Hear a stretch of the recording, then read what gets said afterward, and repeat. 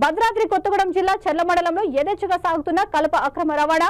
రాత్రిళ్ల చర్ల మండలం తిప్పాపురం నుంచి వస్తున్న టాటా ఏసీ వాహనాన్ని తాళుపేరు వంతెనపై పట్టుకున్న ఫారెస్ట్ అధికారులు వాహనాన్ని అక్కడే వదిలేసి పారిపోయిన కలప స్మగ్లర్లు. పట్టుబడిన టేకు కలప ఖరీదు సుమారు 1.40 లక్షల రూపాయలు ఉంటుందన్న అధికారులు. అటవీశాఖ అధికారుల పర్యవేక్షణ లోపమా, నిర్లక్ష్యమా? 3 మిషన్లు 6 టేకు చెట్లులా విలసిల్లుతున్న కలప స్మగ్లర్ల అక్రమ దందాల పరిస్థితులు ఇలాగే కొనసాగితే అడవుల్లో టేకు చెట్లు కనుమరుగైపోతాయని మండల ప్రజలు చర్చించుకుంటున్నారు.